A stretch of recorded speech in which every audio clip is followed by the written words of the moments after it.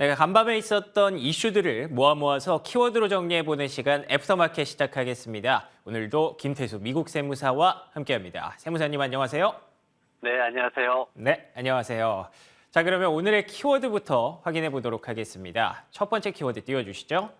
첫 번째 키워드는 연착륙 기대감입니다. 사실 지난주까지만 해도 굉장히 부정적인 이슈들이 가득했던 키워드들이었는데 오랜만에 조금은 긍정적인 이미지가 느껴집니다. 세무사님 어떤 내용일까요?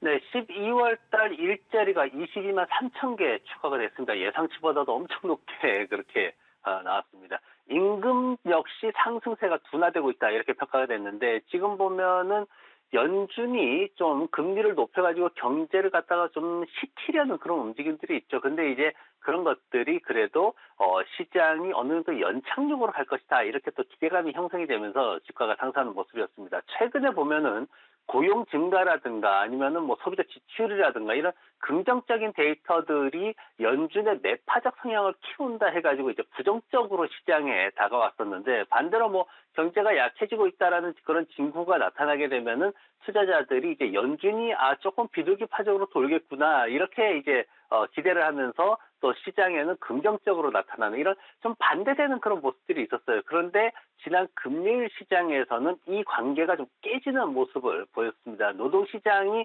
성장하고 있는 상황에서 조금 그래도 둔화가 되고 있고 그리고 참여율이 높아지고 있고 임금 상승 속도가 둔화되고 있다. 이게 사실 이런 상황들은 정말 좋은 경제 환경에서 나타나는 그런 상황인데 지금 시장은 굉장히 안 좋죠. 그러면 이런 상황에서 이제 원래는 기존에는 이제 부정적인 신호로 좀 받아들여졌어야 되는데 다시 이게 정상적으로 좀 돌아오면서 시장에서 연착륙할 수 있겠구나 그렇게 이제 기대감으로 해석이 됐습니다. 지난 일주일 전에 월요일에 방송 드렸던 내용 중에 롤링 리세션이라는 내용을 설명을 드렸습니다. 1960년도, 61년도 해가지고 미국에서 노동시장의 침체 없이 부분적인 리세션이 일어나면서 침체를 벗어나는 이런 것들에 대해서 얘기를 드렸는데 이 골드만삭스에서 나온 차트를 보면은 이제 1분기에 연착륙과 경착륙이 발생을 했을 때 연착륙은 S&P 500 지수가 3,600 정도까지 떨어지고 그리고 경착륙은 3,150까지도 하락할 수 있다라는 그런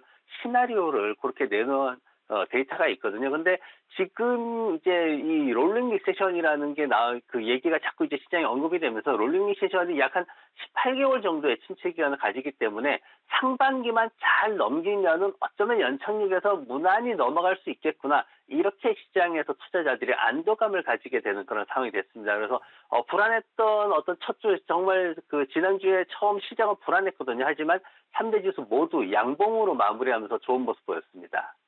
네, 그렇습니다. 말씀해 주신 대로 여전히 배드 뉴스가 굿 뉴스인 경제 지표 상황이 지속되고 있는데요. 이번 주는 경제 지표뿐만 아니라 또 주말부터 시작되는 실적 발표 시즌에 굉장히 주목이 됩니다. 세무사님 실적 발표 시즌 한번 정리해 주시죠. 네, 지금 부정적인 의견들이 굉장히 많다는 게 특징이고요. 그리고 또 하나는 기대치가 정말 최저 수준으로 떨어져 있다는 것도 하나의 특징입니다. 그래서 시장이 연착륙 가능성을 높인다라면은 어쩌면은 너무 기대치가 낮은 상황에서 기대치를 충족시키는 결과들이 나오면 좀 긍정적으로 바뀌지 않을까 하는 그런 기대감도 또 있는 게 사실이고요. 이번 주 후반에 이제 은행주들 실적이 시작이 되고요. 기술주들 같은 경우에는 이번 달 후반부터 시작이 됩니다. 마이크로소프트가 24일 날 있고요. 테슬라가 25일, 애플은 26일, 쉐보론이 27일로 이렇게 이어지는 대기업들이 있는데 이제 나머지 주요 기업들 같은 경우에는 이제 2월 달로 넘어가는 그런 상황이 됩니다. 지금까지는 어닝 시즌에 대해서 불안감이 좀 큰 그런 상황입니다. 왜냐하면은 지난주에 이제 월그린 부스가 이제 발표를 했는데 이제 생필품이나 약국을 운영을 하고 있죠. 그리고 우리가 이제 코로나 맥주로 유명한 바로 식음료 기업 컨스텔레이션이라는 회사가 이제 발표를 했는데 모두 부진했습니다. 그러면서 이제 주가가 많이 떨어지는 모습 보였는데 지금 실적 발표 이번 주에 나오는 기업들 제가 정리 한번 해봤습니다. 보면은 목요일 날 대만 반도체가 있어요. 그리고 금요일 날 유나이티드 헬스그룹하고 델타 항공 해가지고 금융업종으로 넘어가면은 JP 모건하고 시티그룹, 뱅크 오브 아메리카, 웰스파고, 블랙락 이 기업들이 이제 실적 발표를 앞두고 있습니다. 그런데 보시면 아시겠지만은 대만 반도체와 유나이티드 헬스, 델타 항공 같은 경우에는 순이익이 더 늘어날 것으로 그렇게 기대가 되고 있어요. 반도체 업황 안 좋지만 대만 반도체로 지금 거의 쏠려 있는 상황이 그렇게 생기고 있고요. 그리고 유나이티드 헬스는 대표적인 방어 주식이고, 그리고 델타 항공주도 수익이 개선되고 있는데 수익 개선되는 것만큼 실질적인 재무 구조가 개선되는 모습은 굉장히 좀 느리게 나타나고 있다는 거 주의를 하셔야 되고, 금융주들은 50%까지도 마이너스가 날 수 있다는 그런 데이터들이 예상치들이 나오고 있기 때문에 여기에 대해서 좀 많이 주의를 해야 되고, 그리고 지금 이제 은행주들 실적 발표할 때 우리가 특히나 봐야 될 게 준비금으로 자금 이전을 얼마나 많이 했는지를 봐야 됩니다. 그러면은 순이익이 많이 줄어들거든요. 그래서 개인들의 어떤 대출 상황이나 이런 것들을 좀 봐야 되고, 또 하나는 주택시장이 지금 빠르게 하락하고 있거든요. 그래서 주택담보대출 관련해가지고 부실이 있는가 없는가를 경영진들이 어떻게 전망하고 있는지, 이런 내용들도 우리가 좀 주목을 해야 될 것 같습니다. 그래서 이런 것들 아직까지는 이게 정확하게 실적이 주식시장에 어떤 그 직접적인 영향을 미치지는 않지만, 그래도 중후반으로 들어가면서 이 부분에 대해서 우리가 좀 더 신중하게 지켜봐야 될 것 같습니다. 알겠습니다. 은행주들의 실적이 발표가 되는데요. 지켜봐야 될 핵심 포인트 짚어주셨고요. 이외에도 TSMC, 올그린스부츠, 그리고 또 델타항공까지 전망치가 좀 낮아져 있고 기대치가 낮아져 있는 상황은 오히려 호재가 될 수 있겠죠. 기대해 보도록 하겠습니다. 자, 그러면 두 번째 키워드 확인해 보도록 하겠습니다. 두 번째 키워드는요. 대중강경파의 등장입니다. 앞으로 이 얼굴, 이 사진 계속 기억해 두셔야 될 것 같습니다. 이 인물이 이제 하원 의장으로 새로 선출된 메카시 미국 하원 의원입니다. 공화당 출신이고요. 무려 15차례의 진통 끝에 하원 의장으로 선출이 됐을 정도로 상당히 좀 미국 정계 안에서는 논란이 좀 있었던 그런 상황들이었는데요. 어찌됐든 굉장히 중요한 사실은 대중강경파라는 거죠. 물론 뭐 미국의 하원 의장이 대중강경파인 것에 대해서 우리가 크게 신경 쓸 일이 있나 하실 수도 있겠습니다만, 시장에서 가장 좀 두려워하는 네 글자가 있죠. 불확실성. 이런 것들을 좀 가져다 줄 수 있다는 측면에서 시장에서는 좀 긴장하고 있는 것 같은데요. 안 그래도 또 최근 들어서 또 정책의 어떤 이슈들이 시장에 많이 영향을 미치는 상황인데, 세무사님께서는 이번 그 하원 의장 이슈 어떻게 보셨는지 좀 궁금합니다. 네, 제가 지난 연말에 이제 2023년도에 새로운 정치적인 문제가 떠오를 것이다라는 그런 말씀을 드렸어요. 이제 그 부분에 대해 가지고 좀 더 구체화되는 모습인데, 이번 이제 하원 의장 선출을 통해 가지고 두 가지 문제가 지금 시장에 나타납니다. 하나는 바이든 정부의 재정 지원 정책에 제동이 걸릴 것이다라는 거고요. 또 하나는 뭐냐면은 부채 한도 협상이 정말 이게 정치적으로 굉장히 혼란을 가져올 것이다. 이 두 가지 문제가 생기고 있습니다. 그래서 첫 번째는 뭐냐면은 프리덤 코커스라는 공화당 내에 이제 굉장히 보수적인 모임이 있습니다. 이 사람들이 끝까지 반대를 했었는데, 이 사람들을 이제 달래기 위해서 홀문 규칙이라는 걸 가지고 협상을 했어요. 홀문 규칙이 뭐냐면은 이제 공화당이 지지하는 정책인데 사실 없어졌다가 다시 최근에 임시로 지금 살아나 있는 건데, 이걸 완전히 부활시키겠다 이렇게 하는 건데, 어떤 연방 직원이라든가 아니면은 프로젝트에 대해 가지고 완전히 이거를 소멸시킬 수 있는 그런 법안이다라고 생각하시면 됩니다. 그래서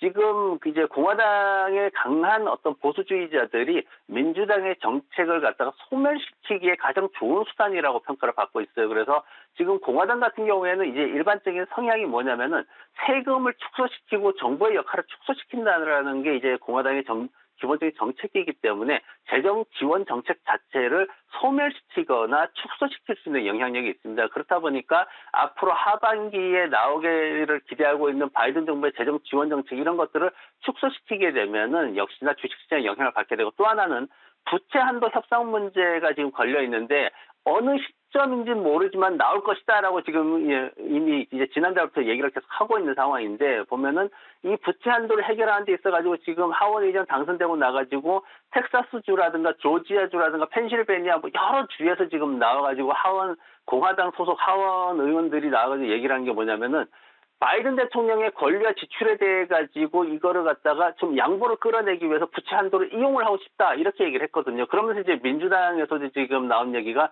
굉장히 우려스럽다라는 이제 표현들이 나오고 있는 상황입니다. 그래서 지금 이제 메카시 하원 의장이 등장함으로 인해 가지고 이 두 가지 문제가 등장을 했는데, 지금 당장은 주식시장에 큰 영향을 미치지는 않지만은 올해 내내 어쩌면은 폭탄 같은 그런 리스크를 안고 지금 정책이 진행되는 그런 상황이 됐습니다. 알겠습니다. 뭐 시장에 항상 호재만 있을 수는 없겠죠. 물론 폭탄 같은 그런 이슈라고 말씀해 주셨습니다만 그 폭탄이 터지지 않기를 간절히 기대해 보겠습니다.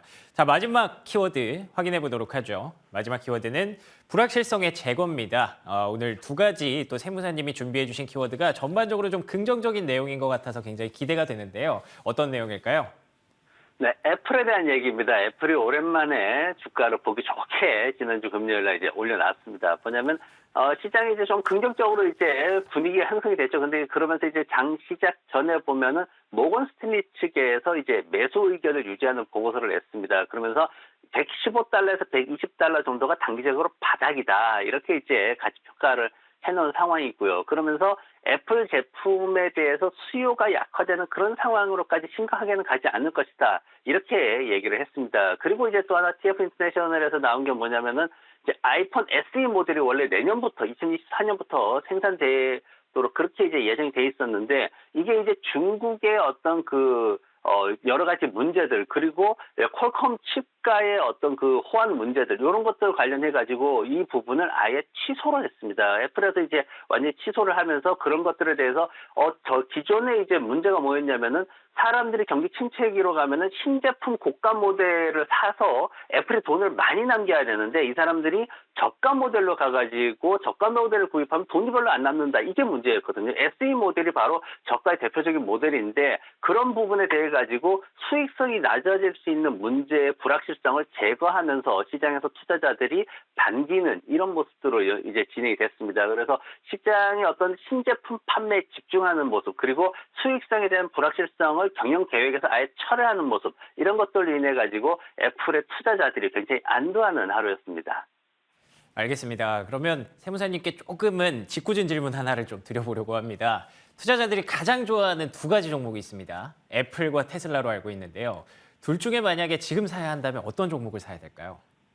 네, 결론적으로 시장의 기관들이 다들 얘기하는 게 뭐냐면은 애플, 테슬라 지금이 모두 좋다 이렇게 얘기를 합니다. 장기적으로 봐서는 그렇다라고 얘기를 합니다. 뭐냐면 테슬라 같은 경우에는 지금 최근 한 5년 동안 주식 수를 20%나 줄였어요. 그러면서 이제 애플의 어떤 내재 가치나 이런 것들을 꾸준히 상승시키면서 유지시키는 그런 역할을 했습니다. 그리고 애플이 지금 2조 달러 아래로 떨어져 있는 그런 상황이거든요. 그렇다면은 이만큼 좋은 시기가 없다 이렇게 평가를 하고 있고, 테슬라 같은 경우에는 지금 테슬라가 어떤 펀더멘탈 부분에 있어가지고 가격하고 이 레벨을 맞추고 있다라는 평가가 서서히 나오고 있습니다. 워낙 많이 떨어졌기 때문에 이제는 그런 부분에 대해서 어느 정도 인정을 해주는 상황이고 퍼도 많이 떨어져 있는 상황이기 때문에 앞으로 2, 3년 정도 수익성이 이 정도 수준에서만 유지가 된다라는 어떤 믿음이 생긴다면은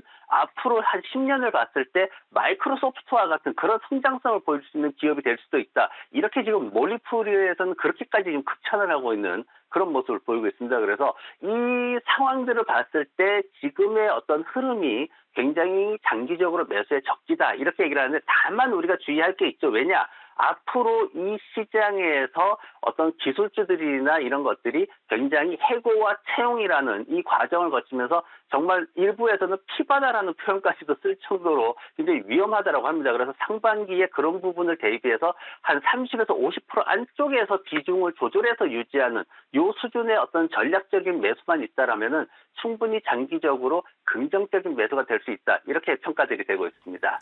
알겠습니다. 애플과 테슬라 모두 장기적으로는 긍정적이다. 그리고 또 비중을 말씀해 주셨습니다. 30에서 50% 정도 아직까지는 불확실성이 있기 때문에 이 정도가 바람직하다 정리해 주셨으니까요. 이런 부분들 참고해서 투자하시면 좋을 것 같습니다. 자, 그러면 오늘 애프터마켓 함께했던 김태수 세무사 함께했습니다. 세무사님 오늘 말씀 고맙습니다. 네, 감사합니다.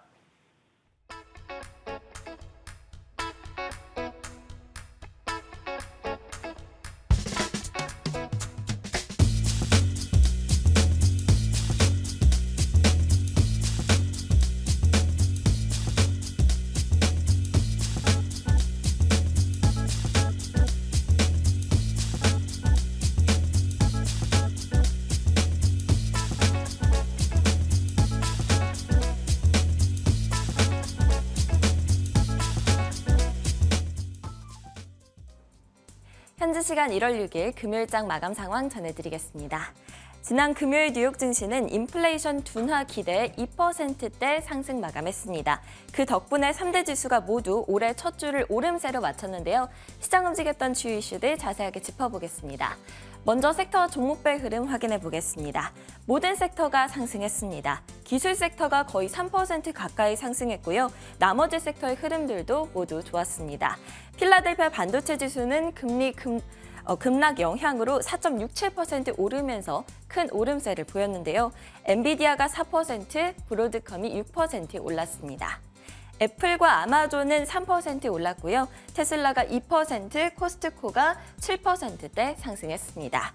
종목별로도 자세히 확인해 보도록 하겠습니다. 테슬라 소식부터 보겠습니다. 테슬라는 2.47% 상승했습니다. 중국에서 모델 Y와 모델 3의 가격을 인하한다고 발표한 후 장 초반에는 8% 가까이 급락하기도 했는데요. 금리 하락 등으로 반발 매수세가 대거 유입이 되면서 결국 상승 전환에 성공했습니다. 장중 변동성이 아주 컸었죠. 반면 중국의 전기차 기업들은 반대의 흐름을 보였습니다.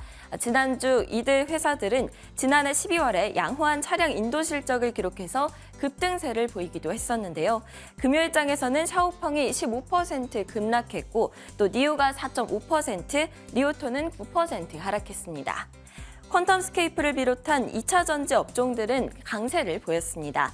퀀텀스케이프는 4.25% 상승했고요. 앨범알은 1.39%, FMC는 3%가량 올랐는데 수요 증가 기대가 높아졌기 때문인 것으로 추정이 됩니다. 코스트코는 7.3% 급등했습니다. 12월에 견고한 판매 실적을 발표했기 때문인데요. 코스트코는 238억 달러의 순매출을 기록했는데 이는 전년 동기 대비해서 7% 증가한 수치입니다. 에버코어 RSI는 코스트코를 최선호 리스트에 추가하기도 했습니다. 퍼스트솔라는 웰스파고에서 투자 의견을 비중 확대로 상향 조정하자 7.8% 상승했습니다. 웰스파고는 유럽의 에너지 위기 그리고 미국의 인플레이션 감축법이 태양광 에너지 수요를 급증시킬 것이라고 말했습니다. 베드베스앤비욘드는 22.5% 폭락했습니다. 현금이 소진돼서 파산을 고려하고 있다고 경고했기 때문인데요. 이에 키뱅크가 목표 주가를 2달러에서 10센트로 95% 떨어뜨리기도 했습니다. 다음은 금 가격 확인해 보도록 하겠습니다. 금 가격은 작년 6월 이후 7개월 내 최고치를 기록했습니다. 미국의 고용지표 발표 이후 임금 상승률 둔화세에 국채금리 그리고 달러화 가치가 하락했기 때문인데요. 1.58% 상승해서 1,870달러 선에서 거래를 마쳤습니다. 이번 주 주요 경제 일정들도 짚어드리도록 하겠습니다. 지난 금요일 인플레이션 둔화 기대감으로 상승했던 뉴욕 증시는 이번 주까지 그런 분위기가 지속될 수 있을지는 미지수인데요. 12일 목요일에 발표되는 미국의 12월 소비자 물가 지수를 통해서 인플레이션이 둔화한다는 명확한 신호를 찾아야 하기 때문입니다. 이번 주부터는 지난해 4분기 기업들의 실적 발표들도 예정이 돼 있습니다. 13일에는 주요 은행들의 실적이 발표되기 시작하니까요. 확인해 주시기 바랍니다. 지금까지 뉴욕 증시 마감 시황 전해드렸습니다.